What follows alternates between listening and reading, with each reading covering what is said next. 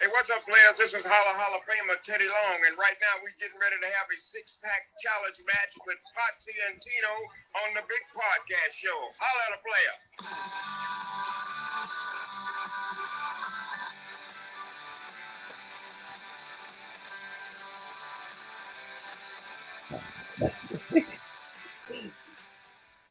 Ladies and gentlemen, boys and girls, children of all ages, the Pots and Pans Network brings you its tag team champions of the world, the Potsy and Tino Show. That's right, he's Tino Gray, I'm Rob Potsy Potchak, and tonight we are celebrating Rob Potsy Potchak's birthday. Celebrate. Come on. There's a party going on around here. Anyways, Tino, our theme song is always brought to you by Adam's House Cat. It's called the Wrestling Song. You know that. Wrestling. It's available on iTunes for 99 cents. We're brought to you by the Pots and Pans Network. And of course, tomorrow, Tino. Tomorrow. When we start talking about what's up with you, tomorrow, man, that's the biggest thing that's up with us right now. I mean, why don't you go ahead and tell the audience what tomorrow brings? Well, tomorrow's Wednesday. Tomorrow specifically is a certain day, though, right? Yeah. Oh, yeah. I forgot to mention that. It's the most important day, man. It's really important. Hawkeye comes out tomorrow. Hawkeye, final episode of Hawkeye comes out tomorrow. Not only Hawkeye comes out tomorrow, though. Like there's another reason why tomorrow's such a special day, Tino. We're going to see Dynamite. Well, yeah, but we'll get to that. But it's also The Matrix comes out tomorrow. The Matrix comes out tomorrow. Yes. And yes. and there's another thing that's going on tomorrow. The King's Man comes out tomorrow. Yeah, that. Yeah.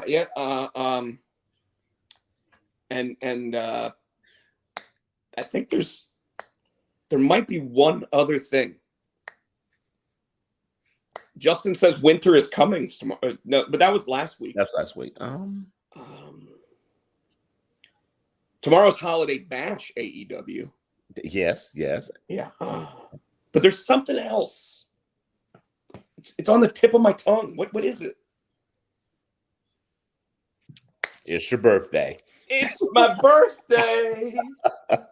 I wish I had like that sound clip of Jeff Goldblum from Thor Ragnarok, where it's like, it's your birthday.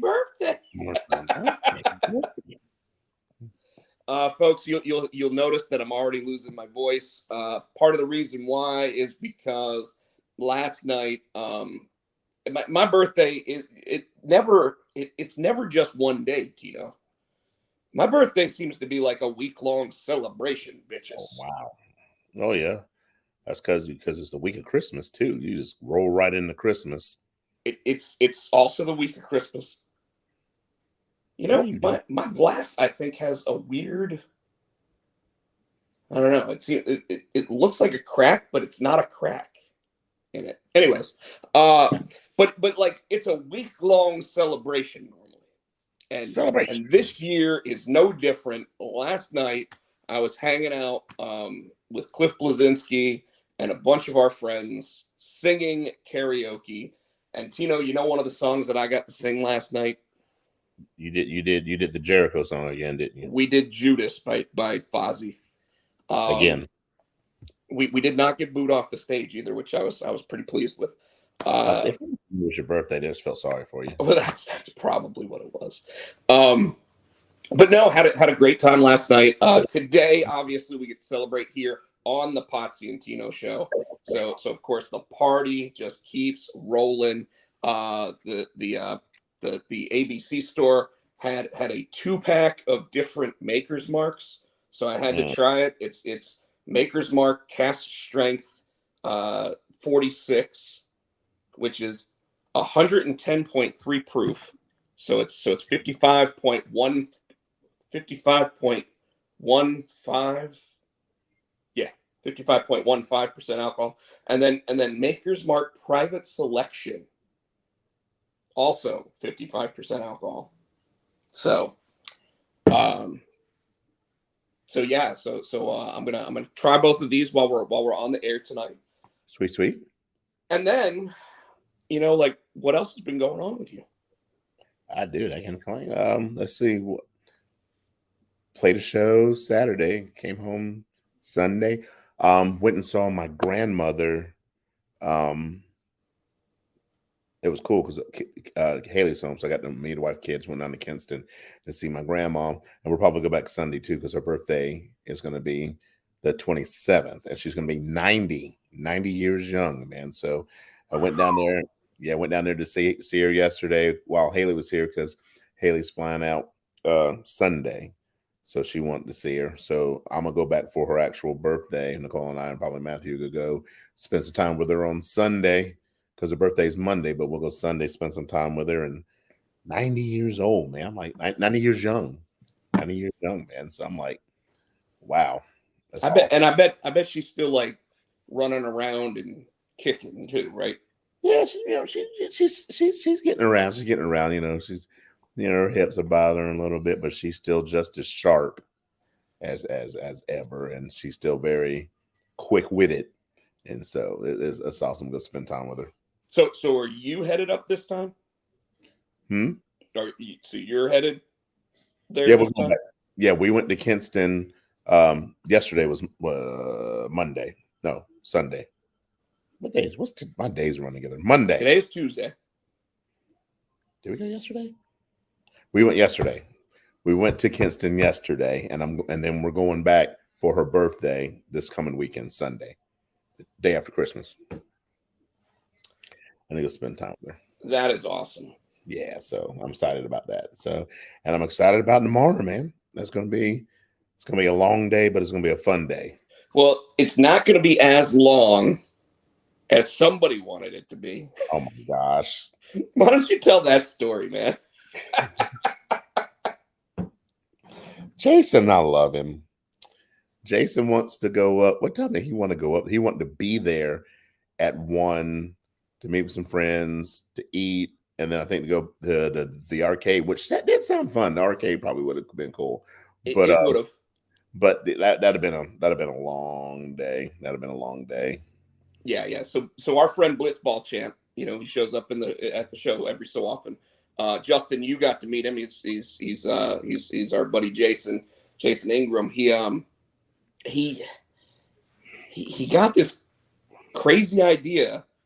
Well, not so crazy, All right, we'll get this group of people to all carpool out to the event. There he is. There he is. There he is. There in the audience. Jason, we're telling the story about how you wanted to go to the show way too early for us old people. I don't even know how I stayed awake the entire time we went to WrestleCade, because we left my house at like 6:45 in the morning. Yeah. So that we could meet Sting at 8 a.m. Right, and that's where we actually met Justin, which is awesome. But we did that. We walked around the wrestling thing all day long. We only ate once the whole day. Oh, hell no. Only ate once the whole day. Jason ate before he got to my place, so he ate. I didn't get to eat until like 2 o'clock in the afternoon or whatever. No big deal. My body can survive not eating for a while. Meet Ricky Steamboat, tell the story, get the stories told about everything going on, get to meet the Good Brothers, all this cool shit going on. And we watched the whole wrestling event, and I'm sitting there and I'm like, but having a good time. You get like that when after a show. And then we stuck around to go see the Busted Open thing. So we didn't get home. He said you got cookout afterwards. That's right. So we did eat twice. But we got cookout at on the way home. So it had to have been like 11 o'clock at night by the time we finally stopped at cookout. But I mean, we left my house at 6:45, and Jason probably didn't get home until 1:30 in the morning. So Jason wants to sit here and head out to like Tino was saying, wants to head out to Greensboro at 11:30 so that he can be there by 1 o'clock to hang out with some other friends and stuff. But Jason, I got to tell you, my whole plan for tomorrow, because it's my birthday, and you guys are going to hear that a lot, so I'm going to apologize now. But since it's my birthday, was like, we're already doing Dynamite. We're already doing Rampage. Probably going to get some dark and elevation matches in there too. You know, we're going to get 5 hours plus of pro wrestling. I was like, the rest of the day, I want to watch Hawkeye and I want to watch The Matrix. That's it. That's all I want to do. Nothing else. So that's why, and honest to God, when I sent the message, I guess I was speaking for Tino as well, but I asked Tino, I said, Tino, you're with me on that, right? And Tino's response was, yeah. What does, you know, So we love you, Jason. You know that, but like, it's already a 5-hour wrestling show that we've got to stay awake for and be able to drive home from. So having too much fun before that, I'm not going to last. I'm just not. Do I want some merch tomorrow? You know, I might, but I do have something special I'll be wearing tomorrow.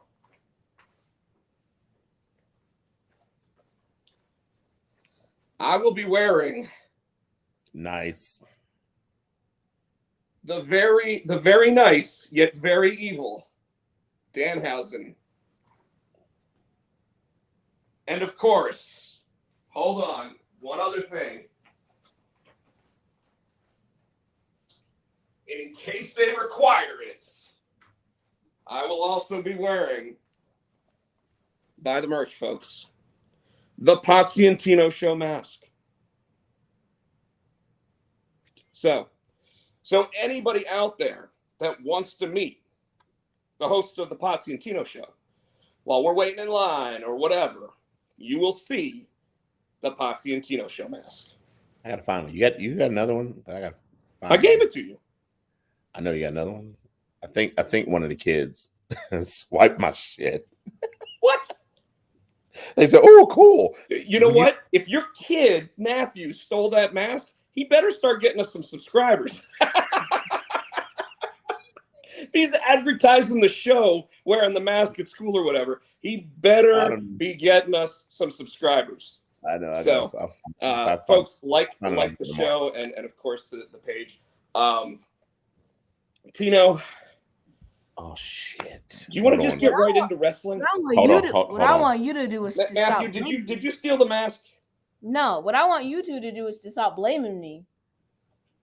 He wants us to what? Stop blaming him.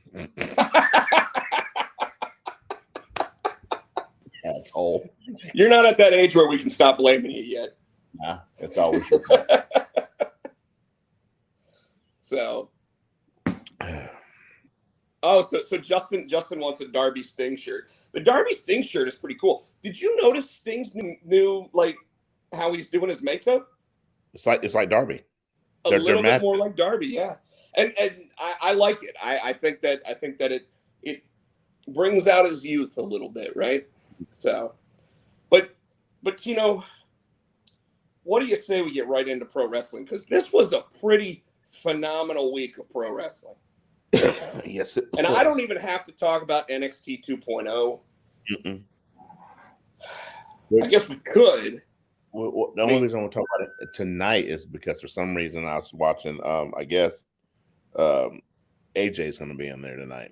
I don't understand. I think AJ Styles is going to be in there. I guess because what's his name, Waller's been calling him out. I can barely hear you, and I'm even turning it up. AJ Styles. AJ Styles is going to be on NXT. Yes. Good for him, man. I like the fact that AJ Styles is one of the few guys that will like show up in NXT and do some cool stuff there. Yeah. It's going to be cool. I'm excited.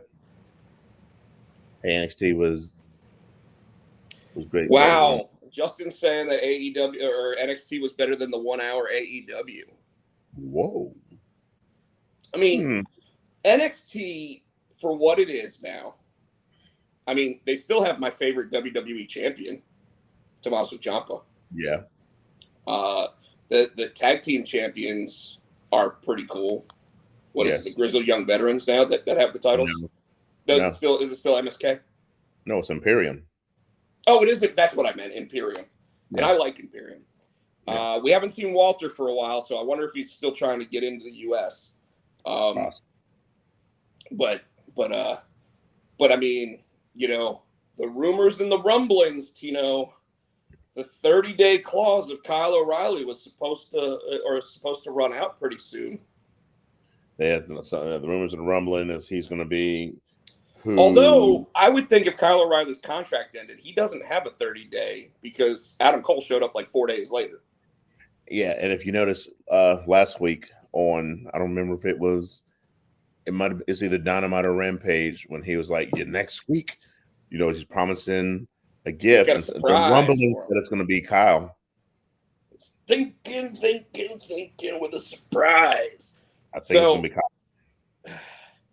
Do we want to talk about this already, or do we want to wait until the end to talk about Dynamite? Because let's be real, the first hour of Dynamite was just a clinic. I mean, it was just astounding. Am I right? Yeah. So do we want to wait to talk about Dynamite? Yeah, and then we can predict what we think is going to happen. I mean, if you want, you know what we can do? Because I created a banner just for that first hour of Dynamite. We could talk about the rest of Dynamite. And then come back to that. And then come back to the rest of Dynamite. I mean, that was Dynamite. You know what I mean? Was it though? Because if it was Dynamite, why wasn't it the main event? You know, the main event was the Diamond Ring match between MJF and Dante Martin, which I think they should have. Oh, they totally should have flip-flopped them.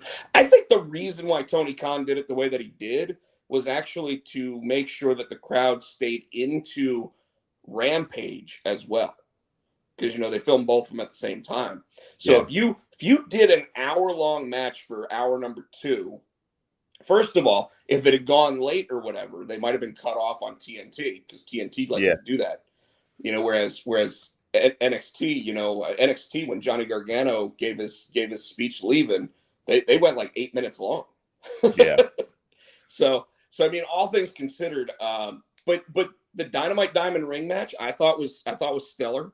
I thought it was a really good heater of a match. The build up, you know, building up all the women's matches for the TBS tournament, I thought that was really good. Announcing of like the what's Jason saying? Speaking of Dynamite, I need to make a Riho sign. I don't have any signs yet, but I did buy printer ink this week, so I might actually just print out some signs. So they'll be like 11 by 17 instead of like really big, but you know, one of them will say at Potsy.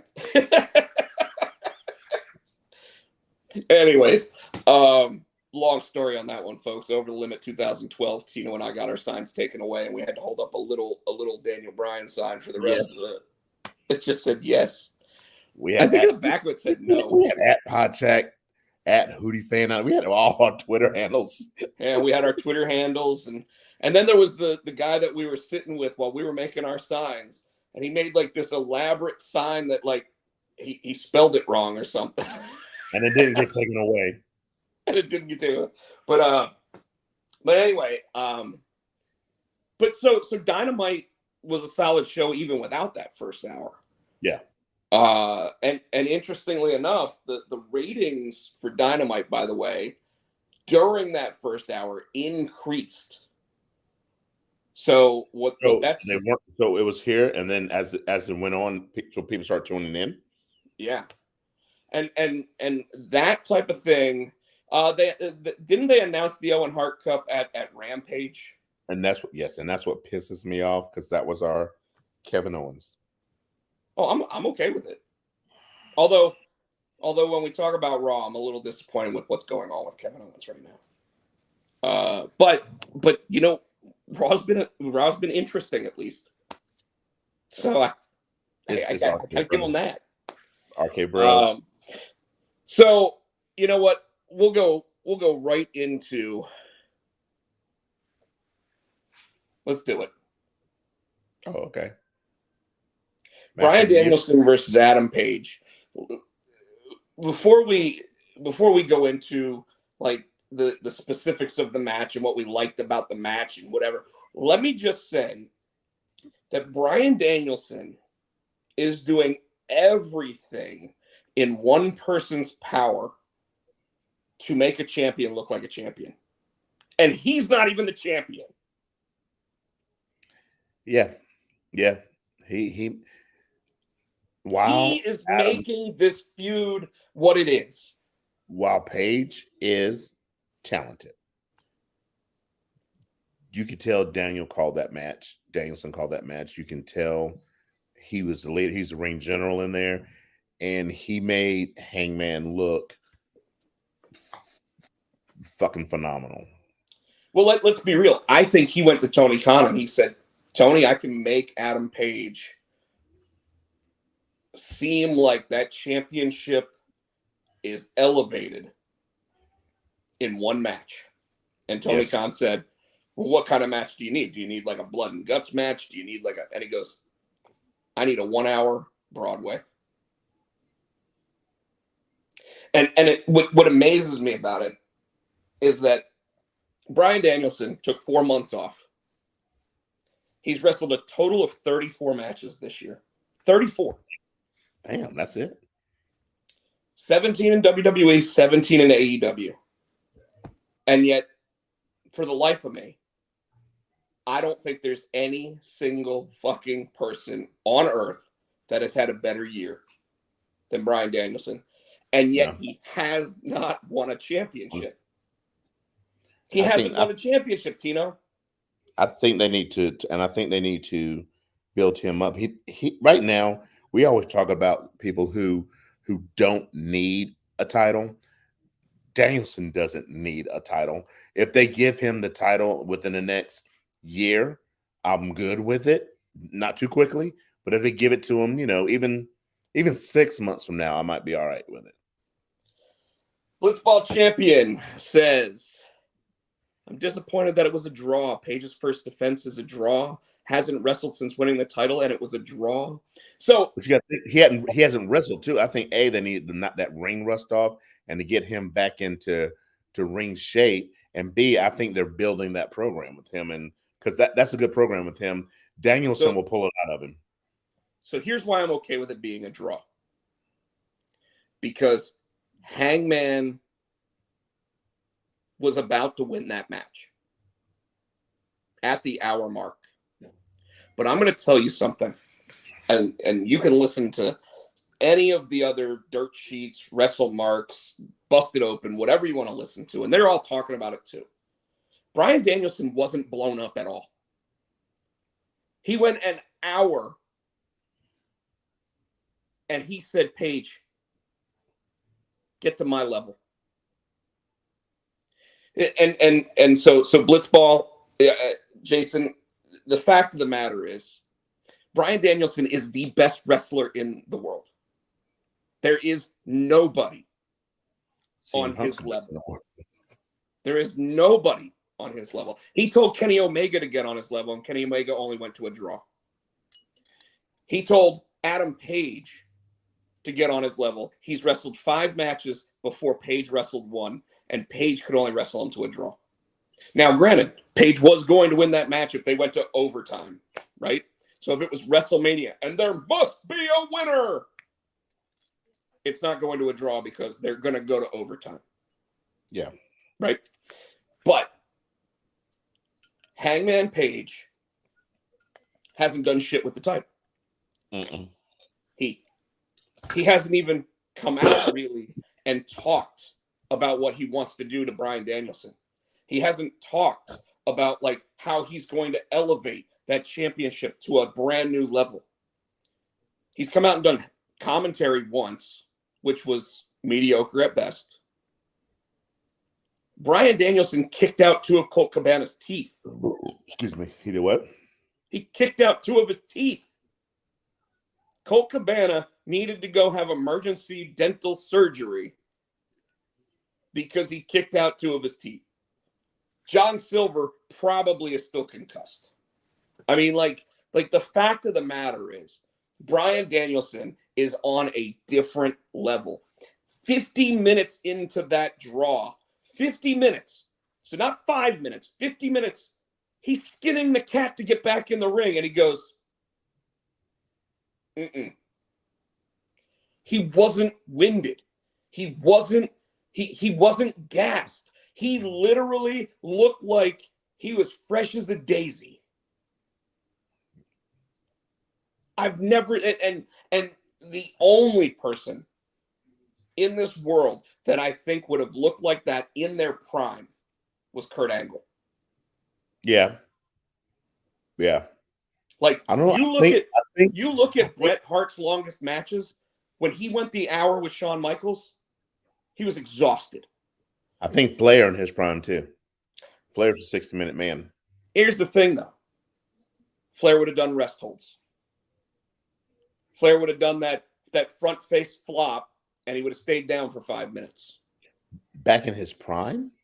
Dude, Flair is the same pony given the same tricks for 40 years because it kept him healthy, kept him safe, and allowed people to sit there and wrestle those Broadways. Now, I will tell you, you're absolutely right. That when he was going 60 minutes and he was making people Barry Windham sit there and go 60 minutes, or Terry Taylor goes 60 minutes, and Terry Taylor tells a story about how, like, when he went 60 minutes, he was at like the 35-minute mark, and he's like, "Can we go home?" And Flair said, "Fuck you." And he dragged him for another 25 minutes. And Terry Taylor is a solid hand. But let's be real. Nobody is on Daniel Bryan's level. Bryan Danielson. Like, nobody. That guy took a kid who is what? Like, not half his age, but 2/3 his age. Yeah. And made him catch up to him. Made him go his level. I guess what bothers me is that some feel this was to help better establish Paige as a champion, but didn't that happen when he beat Omega? No, it didn't. And here's why. Kenny Omega is only known to the AEW crowd. Bryan Danielson is known around the world as the guy that main evented WrestleMania this year. So when your best guy, I don't know if Omega's just the AEW. He was. If Omega was a bigger name, even I knew who he was before AEW, though. Yeah, but you knew who he was before AEW because he wrestled Jericho. No, and he wrestled other people in New Japan. You know, you know him because he wrestled Jericho. I bought New Japan World so that I could watch Jericho Omega. I knew about Omega because I was watching New Japan before that. Because I was watching things like Ring of Honor before that. And he was showing up in Ring of Honor and stuff. But Ring of Honor still never made it to the point where it was doing 2 million viewers. So when you want to talk about elevating your championship belt, you are now saying that your guy is just equally as good as the WWE's main eventer for WrestleMania. That's what you did. You never did that before. Kenny Omega didn't do that. When was the last time Jericho main evented WrestleMania? When was the last time Moxley main evented WrestleMania? They didn't. Closest Moxley ever got was he wrestled Brock. Closest Jericho ever got was he wrestled Shawn Michaels. Moxley was the champion. He never wrestled. He never main evented WrestleMania. He was the champion. Who was? Moxley. And when he was at WrestleMania. That he had that belt. Man. At WrestleMania, he wrestled Brock. And remember, he said, "Hey, Brock, how about we do this?" And Brock was like, "Shut up, kid. I got this." That's where Moxley was at that point. So above all else, this elevated Paige, because now you look at Paige and you go, he can go the distance with the best.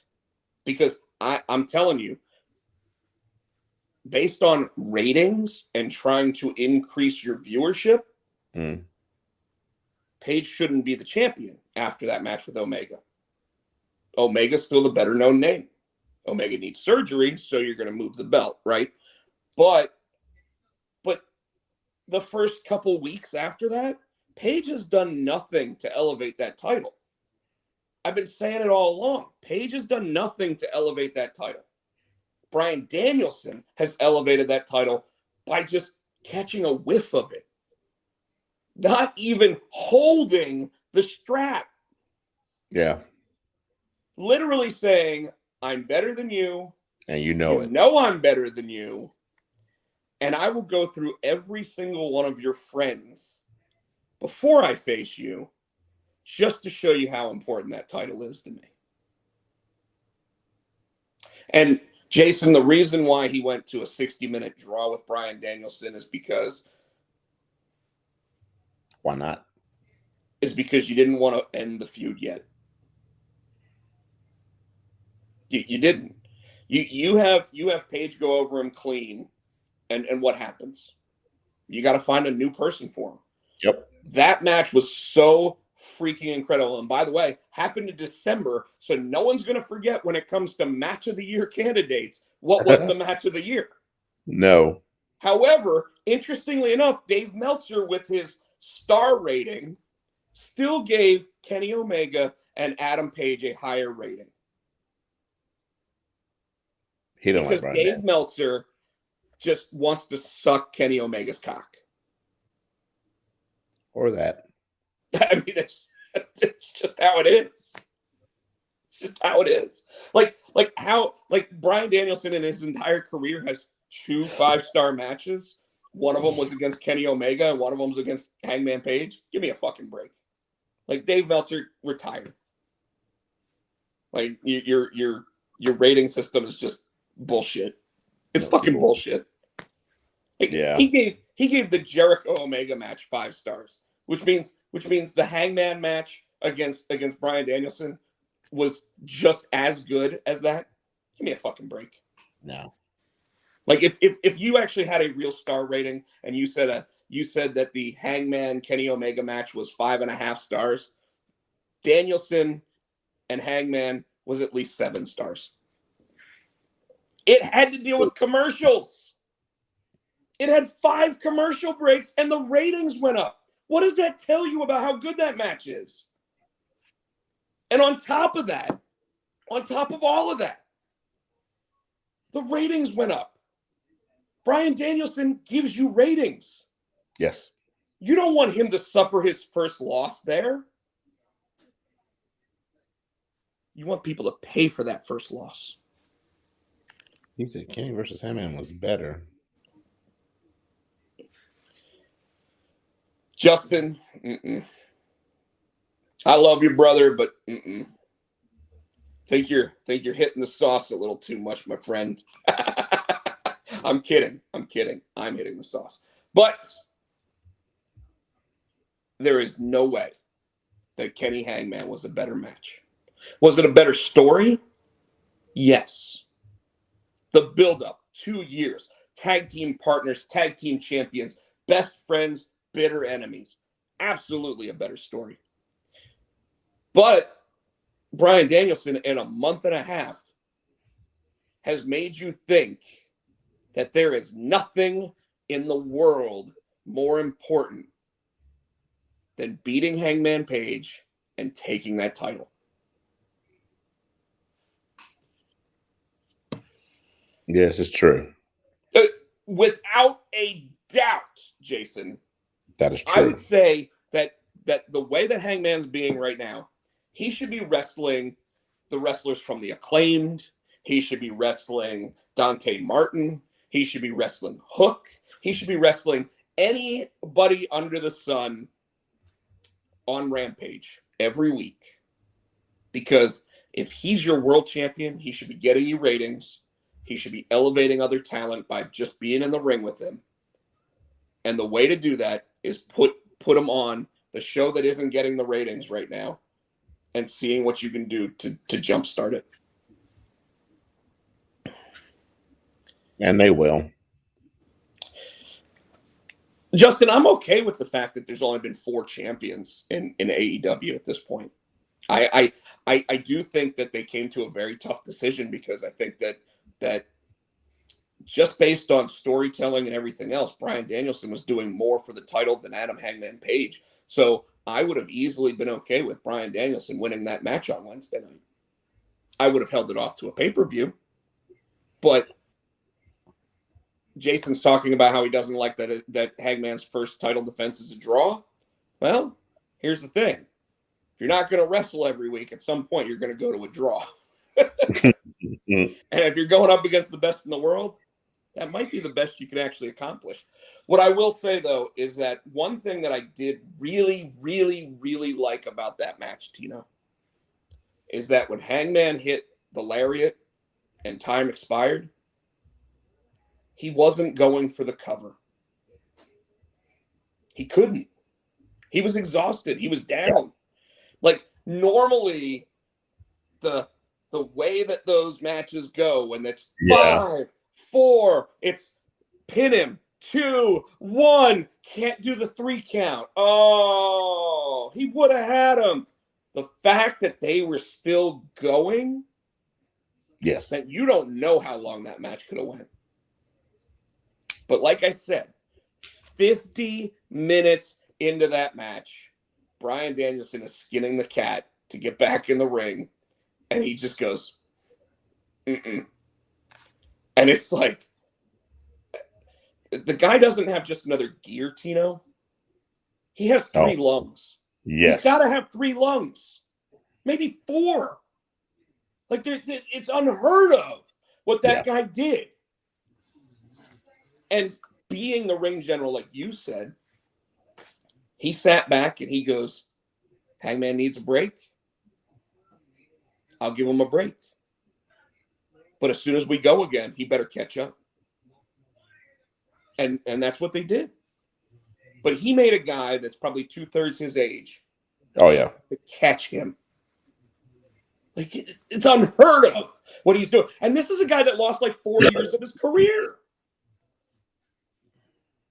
The only other person that came back and was able to do the same kinds of things that Bryan Danielson is doing right now after that much of a layoff was Shawn Michaels.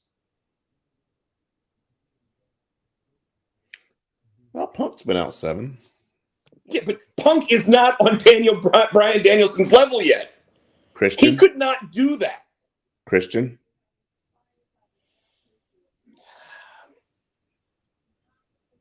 You might have me there, but I haven't seen Christian go against Bryan Danielson yet. I'd love to see that match. I'll tell you right now, I never would have asked for that match in a million years. And after you just said what you just said, that match would be like watching 2 synchronized swimmers hitting a perfect score. It would be a baseball pitcher throwing a perfect game on the minimum amount of pitches. Yes, that match, like butter. I mean, It'd be so smooth. It's and yet, 1, you never thought you'd see it. 2, we haven't seen it. And 3, we don't know if we will see it. Possibility. I mean, I would love to see it just because right now Bryan Danielson's a heel and Christian Cage is a major babyface. I'm wondering if they're getting ready to swerve him. Maybe, but even still, right now, I think that would be. And Justin, yes, you can say Edge. Obviously, Edge is, but Edge's dance partners so far have brought him to that level, not the other way around. In fact, Bryan Danielson ran around him at WrestleMania. Like, let's not beat around the bush. Yeah, he ran around Edge at that match, and granted, Edge for the limited time that he's in the ring and everything else. But when you're going against Randy Orton, who, man, I'll tell you, Randy Orton, and I know we're still talking about Dynamite and we're talking about this specific match, but Randy Orton is... He's getting at a whole nother level. Just when you thought he couldn't, he did. Well, I think by putting him in the tag team, they have allowed him to take a break, so it's not taking the toll on his body like it was, and he's elevating himself and Riddle in other ways. He's having, right now, Randy Orton's having the Stone Cold as the funny heel. And he's a face. It's him allowing Riddle to go. You know what I'm saying?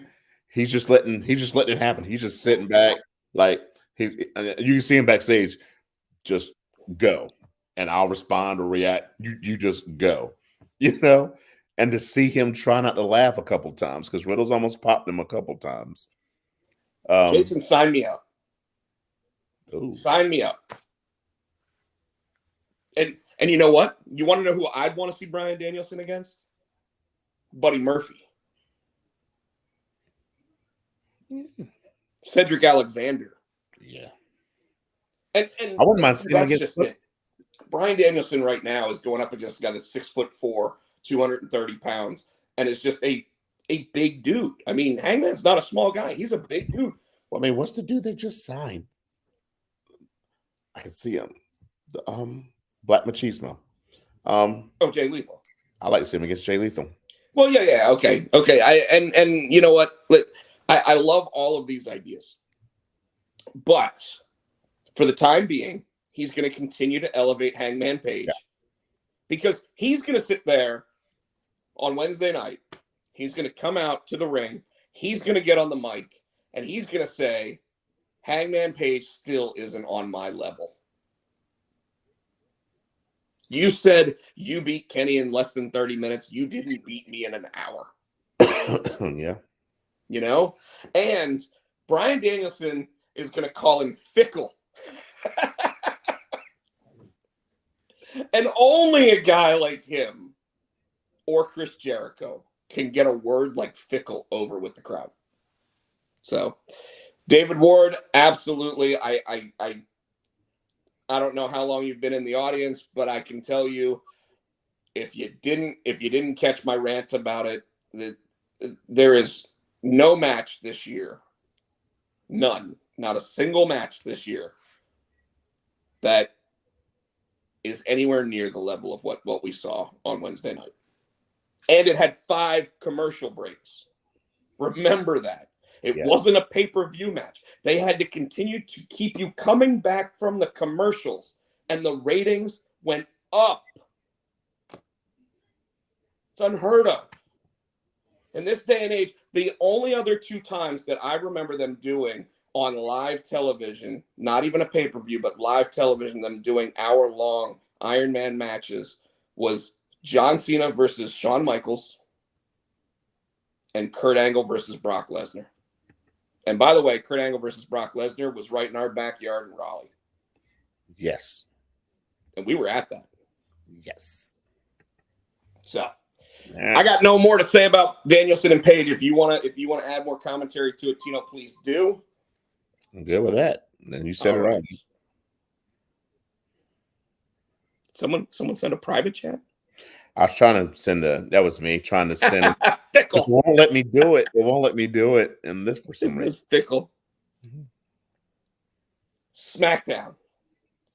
I want to separate into 2 parts as well, Tino. Oh shit. There's only one really part I want to talk about. Well then, all right. Yep, you knew what it was.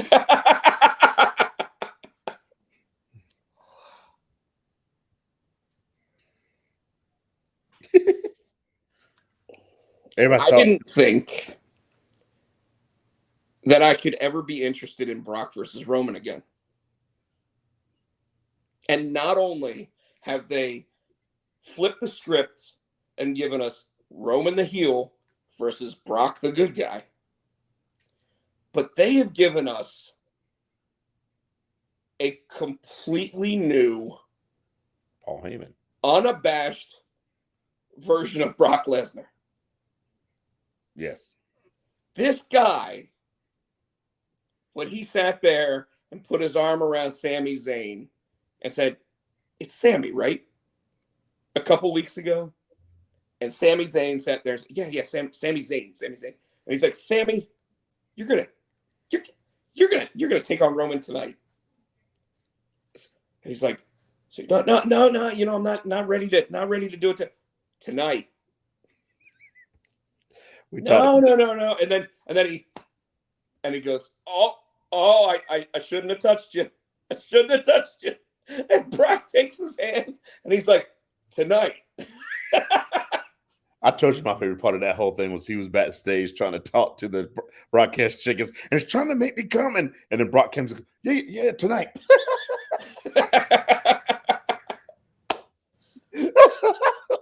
But this week you get the Usos losing to the New Day. Yes.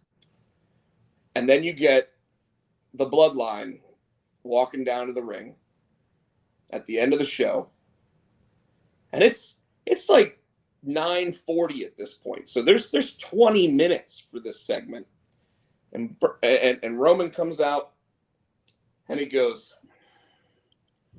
"My cousins know that I hate when they lose." And he goes up and he puts his hand on Jimmy's shoulder. And then he walks over and he puts his hand on Jay's shoulder.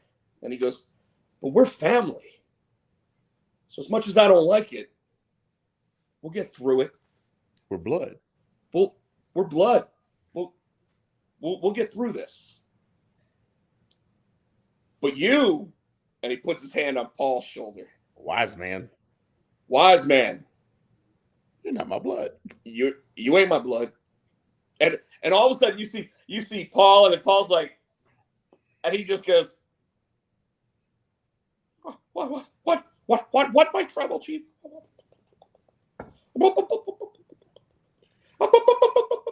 Now, I want to get to, and you're dragging it out because I want to fast forward to a key point where he goes, "Why are you protecting Brock Lesnar from me?" And as soon as he said that, I knew what was about to come out of Heyman's mouth. You knew. You also notice Heyman got a little grin on his face. So when Roman sits there and he says, "Why are you protecting Brock Lesnar from me?" And then he goes, my tribal chief, I am not. But you saw that little evil gleam that he had a grin on his face. And then he had that evil light, and then he did the grin. And he's like, I'm not protecting Brock from you. I'm protecting you from Brock. And that's when Roman puts the grasp around him and he says, "I thank you for the 40 plus years you've given my family. And you're fired." I also thank him for being honest. Oh, yeah. I thank you for being honest. I thank you for the 40 years with my family. And you're fired. And the firing is such a soft-spoken, like it's not a, "You're fired," like Vince McMahon. It was, "You're fired." And you know what's going to happen now. We're going to see Paul Heyman come out without shaving, and he's going to be like begging to get to the door to talk to Roman. You know, he's not going to just show up with Brock yet. No. They better not do that. I don't think he shows up. If they play it right, he shouldn't show up until day one. And then when he comes out, when he comes out after the matches start, so you don't know who he's there for. I think he should come out, but like I said, disheveled. like not shaven. His hair's a little messy. You know what's left of it. Yeah. He's still wearing the same suit. It's untucked now. You know, like almost like Corbin, you know, having a mustard stain or whatever. You know, something stupid like that. And you think that, and in fact, I hope that he stays with Roman. Like, I don't even want to see him go with Brock yet. I want to see him sit there and because he's not technically affiliated to Brock right now, that he does this thing where he basically screws Brock at day one just to get back into the family. You know, and Roman sits there and puts his hand on his shoulder and he's like, "You did the right thing, wise man. Welcome back to the family." And then, you know, embracing with the hug or whatever. And then at WrestleMania, because at this point, this is leading to Brock Roman 3 at WrestleMania. And at WrestleMania, that's where Heyman comes in and gives him one of those. And Brock walks out with the title. And I got to tell you, I hate the fact that if Brock walks out with the title, Brock's not going to be there for a while. But he has been more entertaining. I mean, whoever thought that you were going to get Brock Lesnar wearing overalls? Whoever thought that you were going to get him wearing just his Saskatchewan shirt? You know? He has been so good. What's up, Tony? Taloga, two right. deaf in So what was the the other audience. Thing? Tony got to sing with me last night, and Tony kept the crowd involved last night. Great job. And then we went down an adult slide after all that, Tino. I didn't even tell you that. Yeah, they're down the street from Raleigh Beer Garden. There's a bar called the Yacht Club that has a slide. So we went down the slide at like 1 o'clock in the morning. So glad. Drew. Drew, at this point, I feel needs to be built back up, and that's what they're doing by giving him the bad guy authority figure.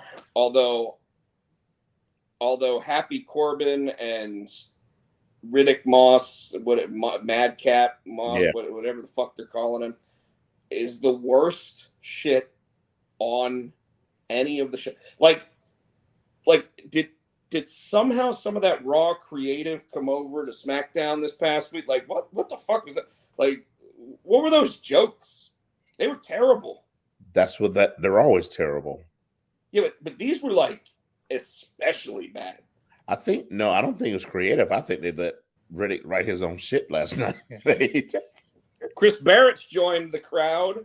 Welcome, Chris Barrett. Enjoy celebrating Potsy's birthday.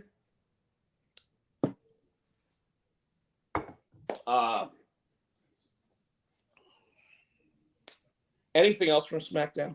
You said you want to separate in two parts. So what was the other part you wanted to talk about? I just wanted to talk a little bit about Cesaro, Sheamus, and Ridge Holland. And you know, we want to be a progressive show, so the tag team match between Charlotte, whoever her part, Shotzi, and Sasha and Toni Storm. I thought that match was really well commentated because they kept talking about how it was the two established stars with the two stars of the future. Yeah. You know, and they did put, I mean, first of all, it was a 20-minute match, which the women never get. I know that Charlotte and Sasha do from time to time, but they gave this match just as much time as the main event segment. They gave him time. Yeah. So I was very pleased with that. And of course, here's Chris Barrett doing what he normally does. I hear that Yokozuna is going to come back and bonsai drop Roman until he's a pancake. You know, interestingly enough, one of the things that last thing I'll say about Roman is, did you realize that the necklace that he wears is the same one that Umaga wore when he was Yep. when he was around? So Chris Barrett saying something about being a progressive show doesn't mean you need to talk about people like Charlotte and Bianca. I disagree. I think that the one thing I did not like about that women's tag team match, and I will go ahead and say it for everyone to hear, is that when the pinning combination came up and Toni Storm pinned Charlotte, Charlotte looked at the camera and had like this dead fish look on her face, like, I don't want to be here. Not I'm being pinned and I can't get out, but she legitimately looked at the camera and was like, meh. So I didn't see that, but I gotta go back and watch that. yeah. So that's all I really wanted to say about SmackDown. I don't really have anything else. I'm already thinking that while you and I are driving down to Greensboro tomorrow, we may turn the camera on and just bullshit with the crowd. So if they don't get us cut off, and didn't something cut you off when you were trying to do that when you driving? Oh, when I was doing TikTok, but I mean, like if the other person's on the camera, I don't think that we'll have to worry about any of that. So, but we should go ahead and talk about AEW Rampage. Have you ever seen a 1-hour program that had that many people on it? They had an 8-man tag match to start the show and a 10-man tag match to end the show. And then after the 10-man tag match, another 3 guys showed up. Yeah. Freaking insane. Like, you know what it was? They're trying to get everybody. I think that the way that night was booked. Huh? I think that the way that they booked the entire night, okay, was they knew they were going Hangman and Danielson first, right? And they were like, well, shit, we've only used 2 workers and we got all these guys backstage. So they went, all right, second hour, we'll go ahead and we'll make sure we get Darby, Sting, and CM Punk out there with FTR and MJF. Okay, there's 6 guys. Okay, we'll go ahead and we'll talk about the women match and blah blah blah. We'll do all that stuff. And then you know what? Rampage. We'll just throw everybody else on the card. How about that? Sounds like that's kind of what they did. Yeah.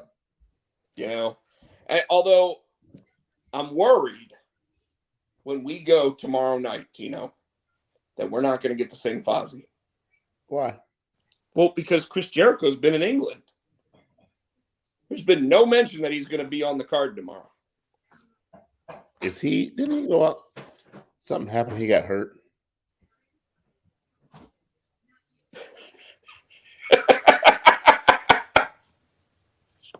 Tino's kind of retracted that statement a little bit because they're not as uggo as he originally thought.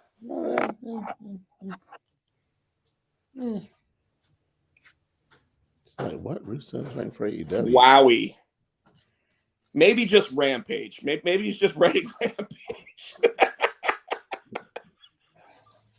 What? No, he has to come. Well, last time we saw him was 2 weeks ago when he got slammed into the roll down door by 2.0, wasn't it? I would think with them trying to do whatever they can to get ratings the week of Christmas, they're either going to stack this show or they're going to go super light with talent. Why would they go super light? Because they're just going to give everybody time off. It's the holidays, man. And I think Kyle O'Reilly's coming. What's that? And I think Kyle O'Reilly's coming. Well, I think Kyle O'Reilly's going to show up, and I also think the Briscoes are going to show up. Yeah, because what's up with reading someone? What's up with the FTR challenging the Briscoes or goading them on? What's going on with that? Because then they showed up at Final Battle. Yeah, so to me, that's a sign that AEW has signed them. Well, not necessarily. Right now, Ring of Honor guys are able to work wherever they want and decide whether or not they want to continue working for Ring of Honor. So, you know, it'll just be interesting. I don't know. But anyway, I thought that 10-man match at the end of the night was kind of bunk. Obviously, it was to set up Jungle Boy and his cruise line with whatever his face is, the mask guy, and then Lucha Brothers. What you the mask guy? Luchasaurus. Oh, Sorry, I couldn't remember his name. Like, so like he's supposed to be a dinosaur or some shit. So, according to the Ring of Honor owner, the show taking a break, not shut down. Yeah, we've all heard that. Now there's rumors that it may have to shut down after all. But right now, like GCW's actually got one of the matches is going to be for one of the Ring of Honor titles. And a bunch of the other guys are also talking about trying to wrestle for the Ring of Honor titles until Ring of Honor comes back. So it'll be interesting to see what actually goes on with all that. Sorry, I got the hiccups all of a sudden. Tino. Yo. Last night's Monday Night Raw. Not a bad show. I'm not convinced with Liv on the mic yet. They're giving her a lot of space. And her saying, "You might have broken this, but I'm going to break your face." It's just a terrible line. Her whole she doesn't sound confident yet. It's not strong. Her mic skill's not strong. In my opinion, I was listening to her and it hurts. You know what though? I don't think it matters if the crowd's behind her. I'm behind her as a wrestler. I think she could beat. I think she needs a mouthpiece. I think right now, if any of the champions are going to lose their belt at day one, it's going to be Becky. That's kind of what I'm thinking. Now, I don't think she'll lose it for long. I think she'll win it back at the Royal Rumble. Yeah, but I kind of think that this whole big time Bex or whatever it is just garbage. They're trying something new.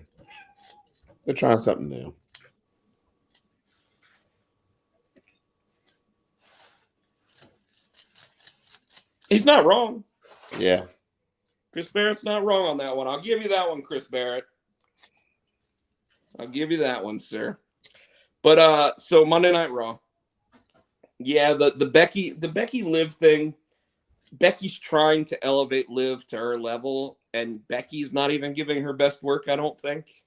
I hate the fact that she's not the man gimmick anymore. I think that was really the gimmick that put her on the map, and yet now they're just, we're gonna make you a heel no matter what. Well, I think and gimmick. I mean, I think they could have made it. They could have made it to suit her as a face too, but I think they were just trying something new when she came back. Well, I don't think they're trying something new. I think that I already told you. I think what they're doing with Becky right now is exactly what McMahon wanted to do with Becky before she got her nose broken. Well, no, but I also think that if they thought that if they brought her back with that man gimmick, they couldn't have brought her back as heel. They bring her back as man, people are going to cheer her. So I think they were like, well, let us try calling her something else. But they should be cheering her. They still want to cheer her. Okay. She literally became the biggest WWE superstar in 20 years besides Brock Lesnar. And she's not supposed to be cheered, which is why they probably... And that's just it. She's not supposed to be cheered, which is just stupid. So, the AJ Omos breakup. Yeah, it's about time that happened. But so AJ is going to be the face coming out. That looks like.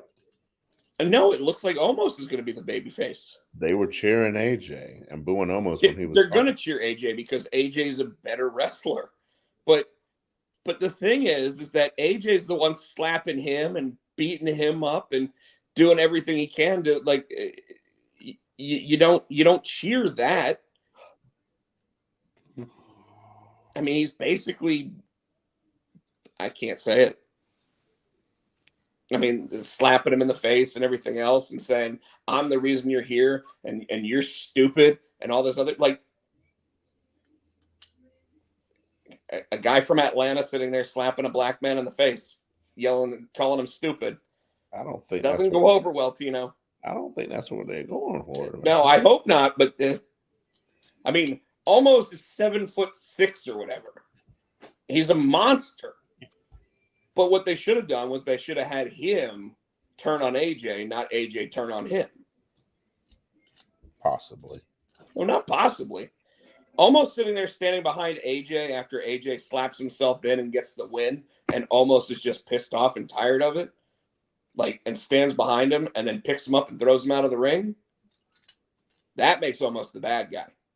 What they did last night, they made AJ look like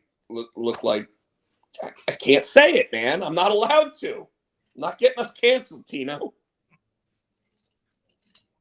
I'm not getting us canceled. Not on my birthday show. All right. Yeah. Did we even get Randy Orton and Riddle last night? I didn't think they showed up. Yeah, they did. Did they? Orton fucking wrestled Chad Gable. Oh, right. You are right. Yes. And he kept trying, and he was trying to hit the RKO on Otis, and even Otis like, no neck. I'm like, oh damn. Otis did that himself. You can't RKO me, no neck. You can't RKO me. I'm like, oh my god. That's right, and that's hilarious. Because they've got the Bronament, or whatever they're calling it, the RK Bronament, to figure out who's going to be the next number one contenders for the tag championships. All right, and then Bianca Belaire versus Dewdrop. Bianca Belaire picks Dewdrop up,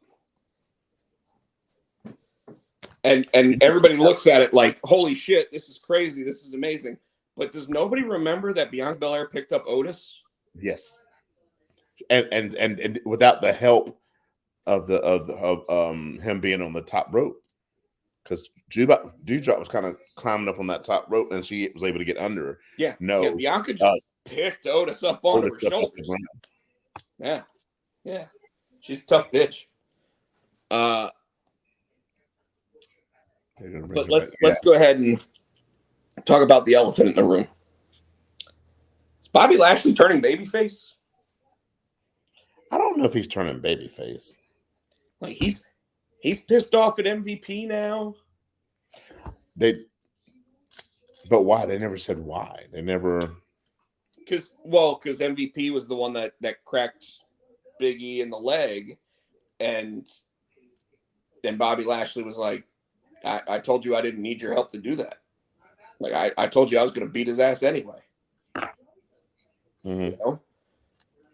But all of a sudden, Bobby Lashley's getting cheered. Bobby Lashley's looking like a baby face. Kevin Owens is being pushed to the point where he's now Seth Rollins' lackey almost. Just signs a new contract. And now he's literally like a lackey again.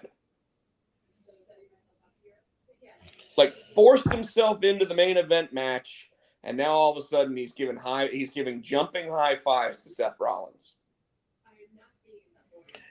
I don't know if they I do think it's going to be Seth Rollins versus Kevin Owens at WrestleMania, by the way. I think Kevin Owens is going to turn on him, and they're going to go that route again. What? I was talking. No. I don't. So do you think they're going to make Seth and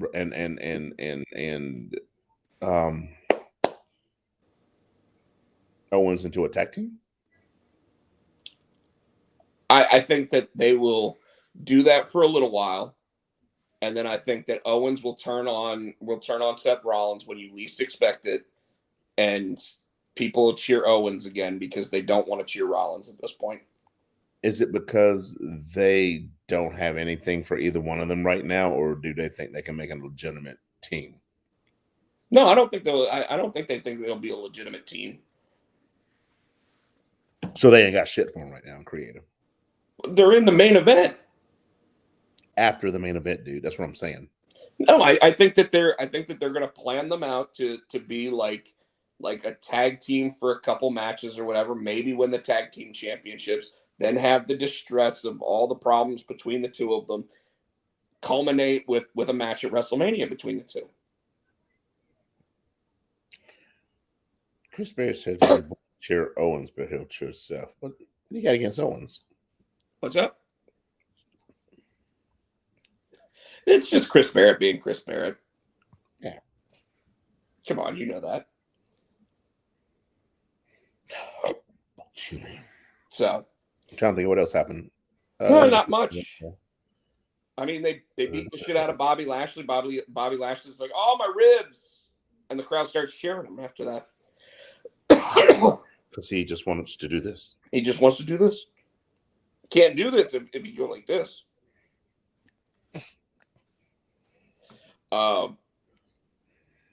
Chris Barrett says he doesn't like Owens. Owens is one of the best things going in the WWE. I'm beginning to wonder whether or not Sami Zayn did re-sign with WWE at this rate. I think he did. I think once Owens re-signed. I think they both did. Yeah. Because I mean, they both at this point, and this is okay. Everybody talks about how the WWE contract is it can be ended anytime, right? Let me put it this way. Kevin Owens signed for $3 million a year, right? If he signed for $3 million a year, and they let him go after 90 days, he made almost $1 million. Yeah. AEW's not going to offer him $1 million contract. I don't think they offer anybody $1 million. They say you have unlimited earning potential. But I'm going to say that Bryan Danielson is probably making downside guarantee of $500,000. I can see that. So $500,000 a year, I think, downside guarantee. So, but probably only has to wrestle 50 matches a year if he wants. But I'm sure they're paying more. They're paying. I'm sure they probably paid Punk more. They're probably paying Jericho more. I don't think so. Because and let me put it this way. Remember, these guys get 50% of their profit from their T-shirt sales. Okay. So and the rumor of the Jericho contract, I think they said was in the area of $2 million a year. Okay. But remember, Jericho was the one that they were banking the company on. Yeah, and he carried it. And he carried it. And he carried them through the pandemic, with his Orange Cassidy matches, his MJF matches, all that stuff.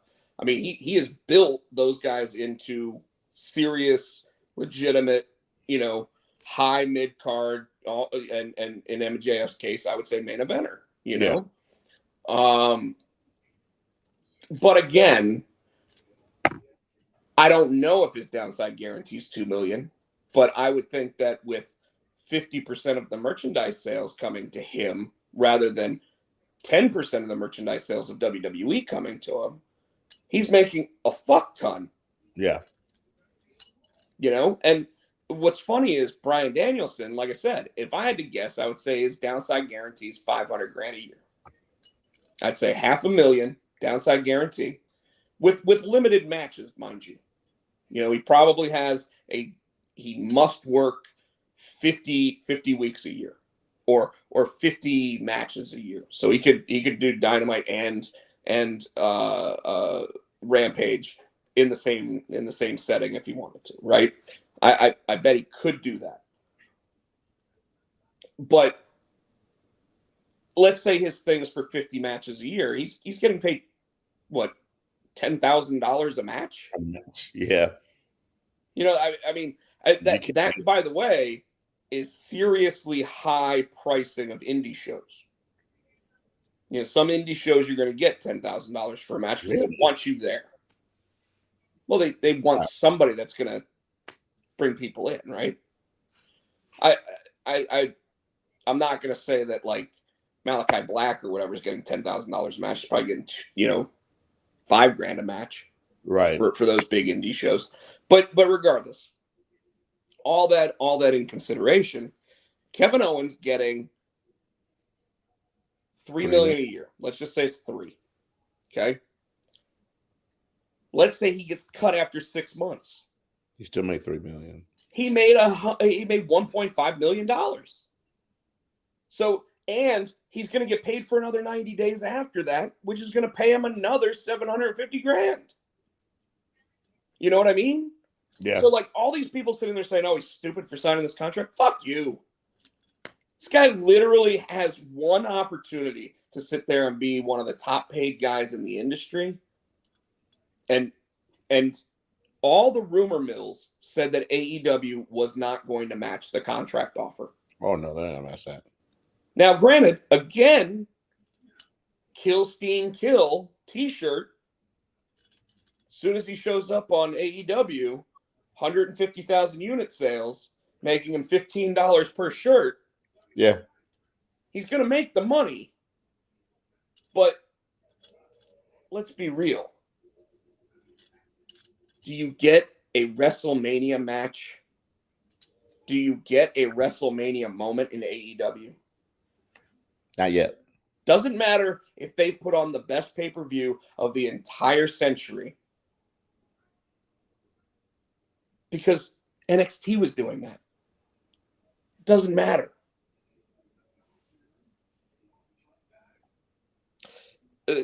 Chris Barrett's absolutely right. WCW contracts were like, you'd work 150 dates and you'd get $3 million a year or whatever.